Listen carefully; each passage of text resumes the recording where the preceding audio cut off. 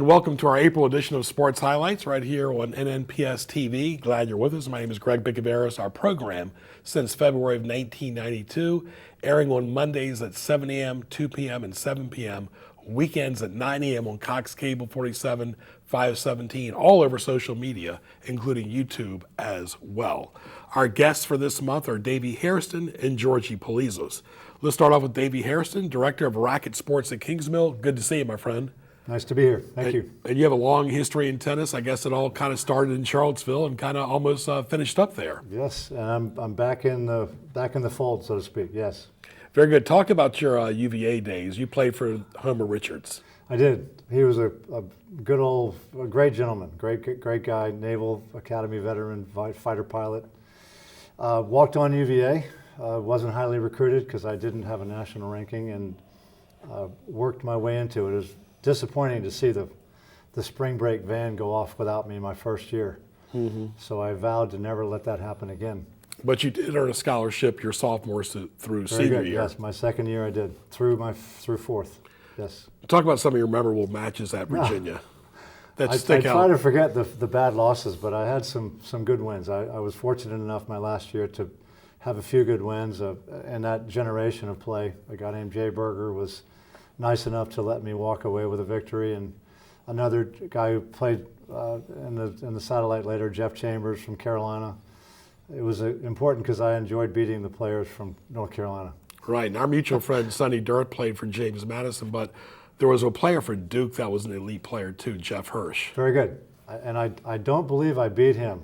We had a match early one morning, misty, cold, and I think he outlasted me. He was quite good. Yes, he was. In fact, he's beaten pro players before. Yes. I remember he even used to play in that Lynchburg tournament that was really good. Right. A lot of good players from around this area. Yep, including Carl Clark. My great doubles partner. Good guy to play with. I like knowing I played with him because he got a lot better after school. He did great. Got some national gold balls. Good player. Right, and a lot of the Virginia players have played over the years in a lot of Richmond tournaments, a lot of satellite tournaments, including some of them have also played in the Legg Mason Classic, which is up in the D.C. area. This is quite a mecca for tennis. This area between here and D.C. and the Northern Virginia area, and now through the years we've been able to get some players up through the ranks to play on, and Tiafo and beyond. Doing great. Jermaine Jenkins went to UVA, and a number of other names that aren't coming to mind right now, but the area has been quite ripe, and UVA has done quite well the last few generations of college. Right, and you've also played against my friend Sonny Dirt. Right, yeah.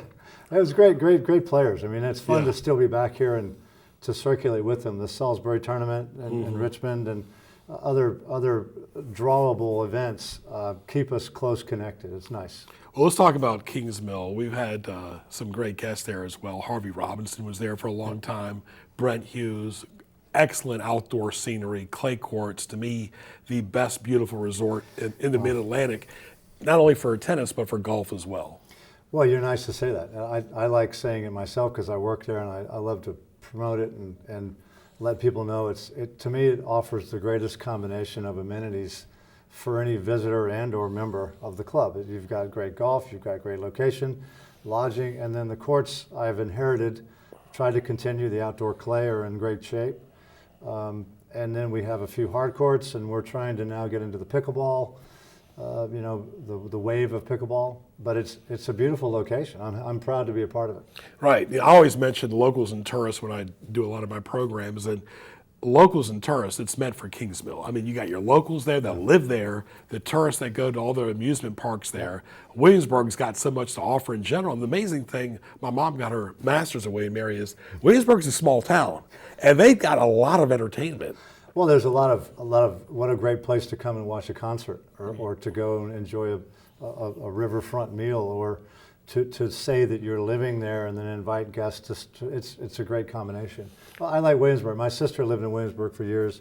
It's a very familiar area to me. To me, it's like a seafront or waterfront Charlottesville. So we're finding ourselves very, very happy. My family and I are very happy to be here. Well, let's talk about this. Let me read it real quick. I'm excited. The Moratoglu mini camps are coming. Patrick is now a dynamic personality on television and coaching pro players. He has an academy in south of France. They have decided to come to Kingsmill to offer their instructional services and a great experience for juniors and adults. We are exclusively partnering with them. We're the only resort area club in the area doing this. They may have a bigger presence over time, but we're the first ones to be able to say in April 15th, we're going to host some great things. I think it's actually the 17th to the 21st, right? 17th. And we're happy to be a part of it. And that's at Kingsmill. And of course, talk about the Kingsmill Resort as far as the tennis courts, how many you have. It's primarily clay. You have some hard courts too. We've got 10 outdoor clay in great shape now. There are 3 that are in consideration for development or conversion, and 2 hard courts with pickleball on them. Dedicated pickleball courts are in the consideration phase. But our specialty is really the outdoor 10 clay courts. And to me, they're in great shape. They're kind of my babies. I got to ask you this because I grew up as a tennis player just like you did, played tournaments and all this. And all of a sudden, this pickleball stuff came out of the woodwork. Yeah. And for serious tennis players, when they first heard about it, okay, is this ping pong? Is this badminton? What is this that they're doing on a tennis court? Because these same pickleball players couldn't win a point off you when you were at UVA in tennis. And I'm like, where did this come from? It's a unique sport in that you can play it within an hour or so of practicing and or getting basic instruction. The ease with which one can play it is its greatest attraction. But it's easy enough to learn, it's hard to master. So that's then the other challenge, to get good at it. And then there's obviously a real estate discussion when it comes to tennis and pickleball, because existing tennis courts are not as used as some would like to think. So the pickleball enthusiasts want to see them in a more attractive way to get busyness going on. And so HOAs and tennis clubs are often at odds of late. And I think that pickleball's been winning out. Maybe we need to get tennis a little more attractive and easier to play. Yeah, I think so, because back in the 70s, the heyday of Connors and McEnroe and Garolitis, tennis courts at high schools were always being utilized. I grew up playing there, and all of a sudden now they're vacant, they're empty, the grass is growing, and the pickleball players are taking over. Well, we've got to take that sincerely, we tennis players. We've got to say that tennis needs a shot in the arm. We need it to be more enjoyable, less dramatic, maybe shorter matches. There are different formats that are being considered, including this is a UTS format that he's trying to bring over. The college formats have changed. It used to be 9 matches. Now it's only 7, and it's something we have to learn, because pickleball goes quick. It's 11 points and you're done. That's a game, and then you can take timeouts whenever you want. There a lot of things that pickleball is using has learned from tennis's mistakes. So I think we need to adapt. Yeah, because when you and I were growing up, 2 out of 3 sets meant 2 out of 3 sets. And then you didn't play a tie. Regular scoring. Yeah, you played a tiebreaker if you only got to 6-all. And then, of course, no-ad tennis was rare. A lot of late-night van rides back home because the matches went so long. And we enjoyed it playing it, but to draw a crowd, to make it fun, to make it social and watchable, I think that we are looking at the sport, and I include me, because I want it to be enjoyable. I mean, my sense of humor can only go so far. Yeah, you're a comedian too, huh? But let's talk about it. We're talking to Davy Hairston, Director of Racquet Sports at Kingsmill. Greg Bicaveras, glad you're with us.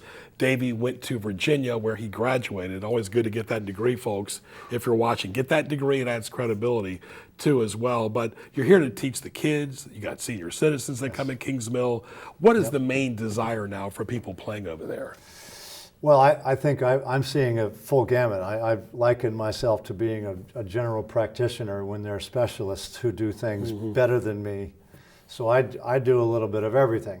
I might have my own enjoyment more so in certain areas, but I was hitting with a very returning to tennis a long time ago player, almost beginner level adult today. I had engaged competitive women I was teaching, adults. We have junior programming starting in about 20 minutes that some pros are helping with. So we do a little bit of everything, private, group. I'd like to think we do them all well, but there are specialists out there who do things better, I'll admit. Right. You talk about the specialists that do things better. What kind of things do they do better? I think it takes but a lifetime to master one thing. If you were to dedicate yourself to elite training, there are academies in Williamsburg. There is one academy. There are people who might focus on junior development into college recruiting. There are beginner, junior, adult, junior teachers who are very good at looking after kids while also instructing them with probably more patience than I have. There are team drills that are mastered by some people to just keep people churning and burning and getting them through, and they leave happy. They've learned very little, but they've enjoyed the interaction. There's a whole spectrum of instructional methodologies out there, and I personally have a preference. I like the one-on-one attention of someone who listens to me. It'd be nice to say everyone does, but that's my preference, to have an engaged client across the net. And then there are others who have much more patience and enjoy the children. There are others who are specialists in handicap and wheelchair tennis as another specialized. So I admire anyone who enjoys what they do and do it well. Absolutely, because there's so many different dynamics with the wind. Outdoor tennis, clay's easier on your body. Hard courts can be difficult in the July heat. But indoor tennis is also a different dynamic because of the ceiling and also the parameters around the court. Well, I think a court is a court, 78 by 30, 39, I think. There's still a net, but at the end of the day, you're right. You need to use your surroundings. Indoor, people love the sound of the big hit, and they're more into churn and burn and hit it big or go home type thing. The outdoor with wind, variables, sunlight, different conditions, moisture, humidity, you'll see a lot of variations. Yeah. And one thing tennis does not get enough credit, especially at the tournament level, is the honor system. Right. As far as you've heard people, let's hope it still exists. Yeah, when in doubt, call it out. So I mean, clay's a lot easier though. Well, one thing I like to think I do, and I'm not selling myself. I want to maintain the integrity of the game. It is an honorable sport. It is a gentleman or a lady's sport. I want people to stick to the plan and what originally started the game, in that enjoying it for the rest of your life because you stick to the rules, and when you're in doubt, it's not out. I know you're joking, but that's the whole essence of tennis is what's kept me playing for now. I'm 60 years. I started when I was 6. What advice would you give to a 6-year-old who wants to play tennis? Have fun. Yeah. Have fun. Enjoy yourself. Because there's so much competition with kids and the burnout from parents too. Well, unfortunately in tennis there's a winner sometimes when you play a match, and there's a when you play a match there's always a winner and a loser. That is not always easy to face, but it teaches you about yourself. So to me, it's something that we want to instill you early. Enjoy the game, but be ready to compete. Yeah, what you don't want to hear is, oh yeah, I beat him, he's a nice guy. He's a nice guy regardless whether you beat him or not. Right. That's the one thing, but it's always sportsmanship at the end. Right. And to recognize that you don't lose, you learn. Right. That's would be great to think of. All the best, my friend Davy. Thank you for joining us. Thank you for your time, your talent, your treasure. All the best to the good people that you work with at Kingsmill, and look forward to your big event coming up here. Thank you very much. Thank you so much. All right, that was very good. Davy Hairston, a longtime Virginia tennis player, of course, at Kingsmill now. Stay tuned for Jorgie Polyzos coming up on our April show right here on Sports Highlights.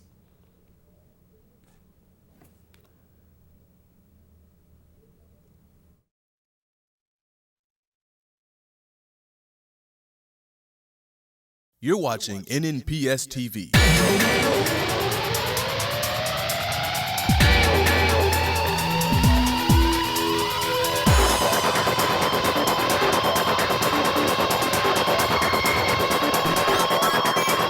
Catch sports highlights on Mondays at 7, 2, and 7, and on Saturdays and Sundays at 9 a.m.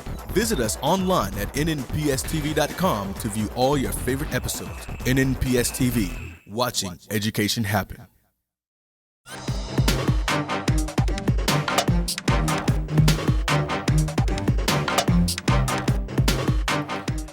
And welcome to our second segment of our April edition of Sports Highlights. Hope you enjoyed our first guest, Davy Hairston, talking about tennis. It's a pleasure now to talk to Jorgie Polyzos, a local fisherman who went to Peninsula Catholic. Good to see you, my friend. Thanks, Greg. Thank you for having me. My pleasure. Tell us, how did you get involved in fishing? I got started, I would say when I was 5 or 6. My uncle, who was actually living with us at the time, and we live on a small creek, brackish water. He grew up largemouth bass fishing. Freshwater is his thing. Fishing, anything fishing is like his passion. So one day he asked me if I wanted to go down to the pier and try it, and I said yeah, and I've been fishing ever since. I was hooked. Very good. Literally hooked, like a fish. Literally, yeah. yes, literally. And there's also all types of fishing, and it's amazing too, because you go into a lake, you see different types of bass or, other fish, even snapping turtles. Oh, yeah. Sometimes water moccasins too, unfortunately, or eels. I've even caught an eel before. But in the river and the ocean, it's a different dynamic. Huge, yeah. So I started in the creeks off my dock, catching, spots and croakers, and I thought that was like the best thing ever. I think a couple years went by, then I got into the stripers and the trout and puppy drum. And then from there, it turned into, the big cobias and big drum. And, those two things are my favorite things to catch, and I love it. I mean, I do it. It's what I think about all the time. Yeah, and you've got to be in the right mindset because it's all about tight lines, hooking that bait, proper bait. Now, what do you recommend, artificial or real bait? Typically, live bait's the best. Personally, I throw artificial more. To me, it's more fun. I like throwing a jig and working it myself and trying to get the fish to eat. But live bait's great. If I'm fishing for, I'll say cobias, I always have a jig rod with a bucktail, and then I have another rod with a live bait. So either, spot or croaker, and then like a 2-ounce bucktail. And I'll throw the bucktail first and then follow up with a live bait. But typically, I'm always going for artificial first. Yeah, it's amazing too, the size fish you've caught. We've got some pictures. We're going to show them during the show. But these fish are big fish. Absolutely, yeah. Good eating too, right? Delicious. Yeah. We'll talk about catching those big fish. It's a blast, yeah. It is a blast. Obviously, that's the best part of fishing, in my opinion, is the fight. And especially with, cobias, it's a sight fishing thing. So you're up, 15 feet in the air and you're looking for a brown fish, and, it's a moving target. So you have to act quick and hopefully you're accurate enough. And as soon as you're hooked into it, it's crazy. I mean, my longest fight is, I think, 2 hours on one. Right. And now one thing about you too is not only are you satisfied fishing on land, you love the boat. I do. That's a separate dynamic because you have to learn the boat parameters before you can even fish. Huge, yeah. I mean, I still fish on the dock to this day. I spent the first 10 years of my fishing career on the pier. It wasn't until I was 17 when I learned how to drive a boat. And I think I like boat fishing more, but I love the pier too. It's great. Yeah, we'll talk about the boat, talk about your boat, and where do you like to fish? Yeah, so right now I have a 30-foot Sea Hunt center console. Before that, I had a 27-foot Pro Line, and that's what I learned everything on. But we got a full tower rigged up on this 30-foot, which helps for the cobias and all that. In terms of locations and all that, it depends on what you're fishing for, obviously. But so if you're fishing for the inshore stuff, stripers, trout, puppy drum, typically I fish the James a lot. That's usually my go-to. So I'll start anywhere from Hampton Roads Bridge Tunnel, and I'll go all the way up to the Ghost Fleet. And then, all the tributaries to the James, so the Elizabeth, you have Surrey upstream, Nansman River, those are all perfect. So if I'm going to fish, the Elizabeth, it's going to be in the fall time. If I'm going to fish the Pagan, it's going to be usually in the spring and summer. Cobias is a little different. Definitely a lot of ground to cover, so typically either start off Pocosin and go into like Yorktown, York River area. And then there's other days I'll shoot all the way across the bay into the Eastern Shore and fish for them there. Have you fished in Virginia Beach or Nags Head? Not much. A little bit in Virginia Beach, not too much offshore fishing, but I would definitely love to in the near future. And of course you got Buckrow Beach too. Yeah, a lot of fishing off Buckrow. Yeah, it's good. Absolutely. So talking to Jorgie Polyzos, a local fisherman, went to Peninsula Catholic, got a sense of humor before we go into the fishing. So you went to PC. I did. Woodside won the state championship. They sure did. But they couldn't beat who? Peninsula Catholic. Yeah, That's that is right. unbelievable. I know. When you saw that, I'm sure you were even surprised. I was. I mean, here they are winning the state championship back to back, but did not beat the Knights. Right. Yeah, it's crazy. It is. Good for 'em. Yeah, it's Yeah, really it's good a for good 'em. Good for the recognition for program. them. Yeah, definitely. Because both excellent. Woodside and PC, probably the two best schools on the peninsula, bar none for that matter. Now, you talk about as far as when you're out in the boat for safety reasons. Do you have a spotter? Do you have somebody with you? I know you fished alone before, but Yeah. you also fish with a couple people as well. Right. Yeah, I won't go on the boat unless I have a buddy or two. Right. That's always important. Safety first whenever you're on a boat. Right. Always make sure you have your Coast Guard safety equipment, so your life jackets, your fire extinguishers, your flares. Make sure your radios are working properly. Make sure your navigation's working properly. That's all huge. Right. But yeah, I won't go anywhere by myself on a boat. Right. I mean, but you fished like offshore by yourself in places like on the pier and stuff like that. Yeah, that's different. That's Right. different. But the boat is a different dynamic. It's different. Absolutely. Not only you have to be a good fisherman, be aware of your surroundings, with the water, because like, how do you know if there's not a barge in the water? That's the biggest thing when you see these high speeds. I know. Yeah, it's crazy. Typically I always have I have two screens on the boat. One's a navigation chart and one's like a under the water sonar. So it takes a look at whatever's underneath you. But yeah, I mean, I'm constantly paying attention. You have to. Yeah, definitely. And there's so much different fish in there, and fish is great. I tell you, folks, if you're watching your diet, broiled, me and are both Greek, but broiled fish, a little lemon, a little pepper, you got a meal there, and you're in a good mood eating that too. Yeah, simpler the better. A lot of times with fish, but I love any fish, to be honest with you. Right. Now, the one thing too people get confused about fish is the grilled and broiled compared to fried. The fried is more about the batter. The grilled and broiled is more about the health. Yeah, absolutely. When you talk about fried fish is good though. Yeah, lemon and pepper is all you need. That's it. Exactly. But what advice would you give to a young fisherman? Honestly, just get out and do it. It's not it's necessarily an expensive thing to get into. You can buy some cheaper setups from like Walmart, and you can start out with a bottom rig, for a few cents, and get out there with some worms just see how it goes. I'm gonna tell you some of the craziest things I've caught with a bamboo pole. An eel or snapping turtles. Now, what are some of the wildest things you've seen? Because you fished in a lake, river, and ocean before.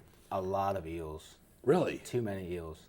And I don't like them. You put them right back. Oh, absolutely. Some people eat them too, like sushi. A lot of I'll eat them for that purpose. Yeah, but yeah. I don't like touching them. I don't like messing with them. I would never eat one. Yeah. But what else have you caught little crazy?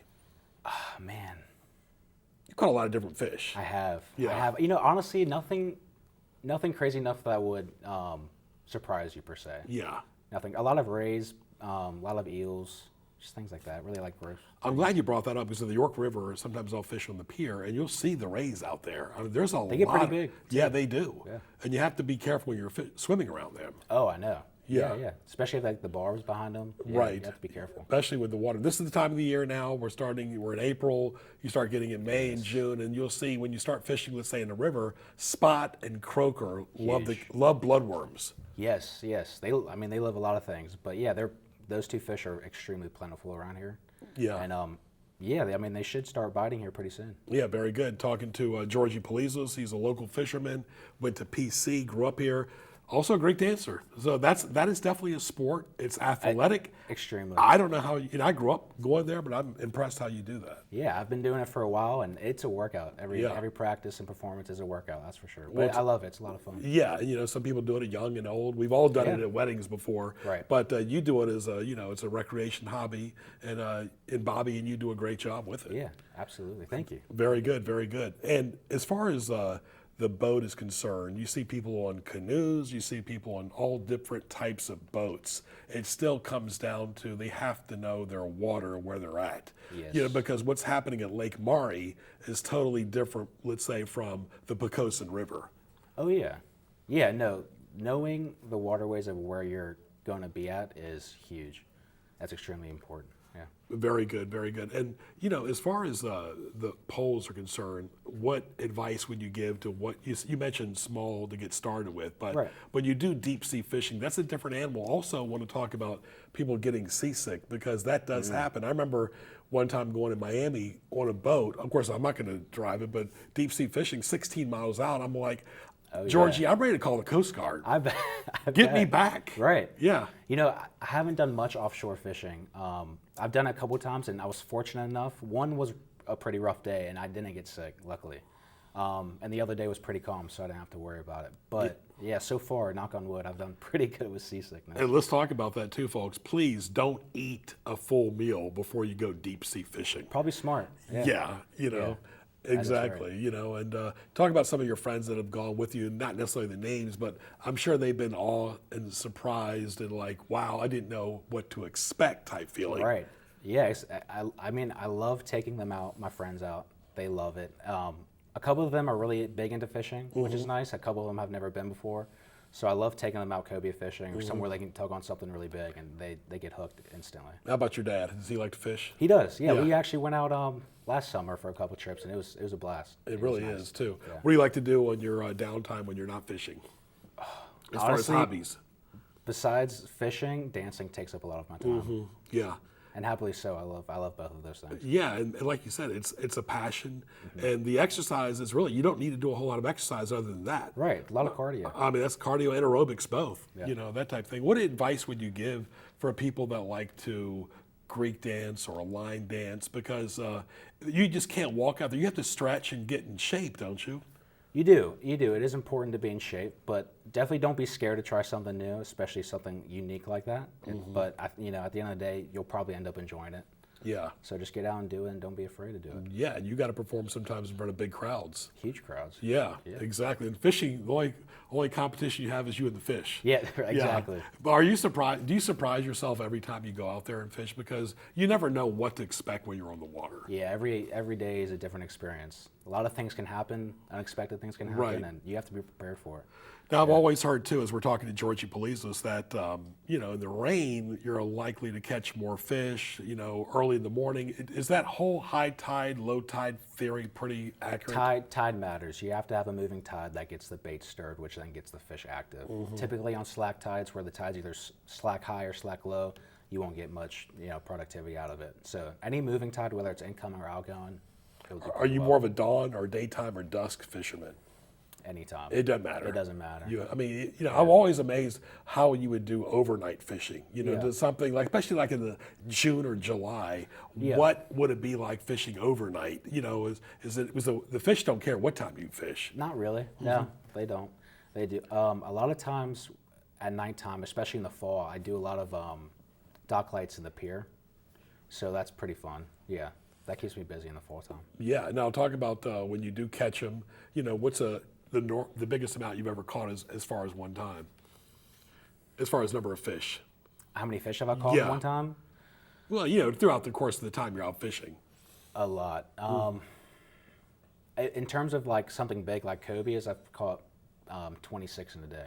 That's a record. Now, how big is a cobia? Show with your hands. How big is a A cobia? small cobia is probably like this, Yeah. the size of this table. A big, Right. they get massive, 70, 80, 100 pounds. Yeah, and half the battle too, Jorgie, is cleaning that fish. It's a chore. Yeah, you've Yeah. cleaned them before, right? But yes. Yeah. It takes a while. It does. It does. So the fun part is to catch them. Yes. There's nothing like that one-on-one battle when you're Right. trying to catch a fish, and then I've always tried to hold the line a little bit to see if they're biting. How do you do that with out when you're fishing for cobia? Well, typically with cobias, if you're throwing a jig at them, they inhale it. There's no like little bite and then hopefully they eat it. It's when they eat it, they eat it. Yeah. They suck it down pretty. And there's so many types of fish out there too. Nag's Head's got some really pretty fish. They do.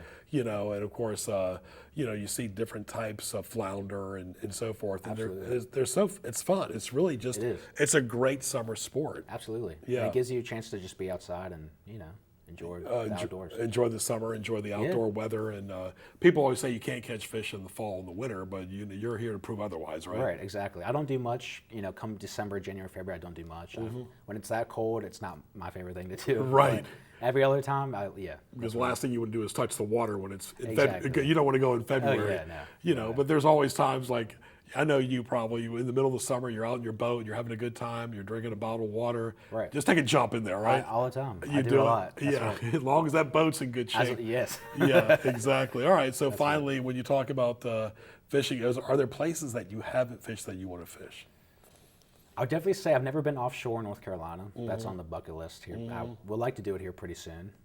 I would love to go somewhere like offshore in Florida too. That'd be great. Yeah. Good opportunity there. So we'll see. I'm hoping, to get a couple trips in here soon. Very good. Jorgie, all the best to you, my friend. Thank you, Greg. Good talking Appreciate to you. it. I've known your family for my entire life, and look forward to more of your fishing stories. Thank you. Thanks for having me. My pleasure. Right there. Jorgie Polyzos, local fisherman, went to Peninsula Catholic, of course, a great asset to the community, also a good Greek dancer as well. I want to thank Davy Hairston, Director of Racquet Sports at Kingsmill, and Jorgie Polyzos, a local fisherman, and our great crew led by Ray Price and his staff as well.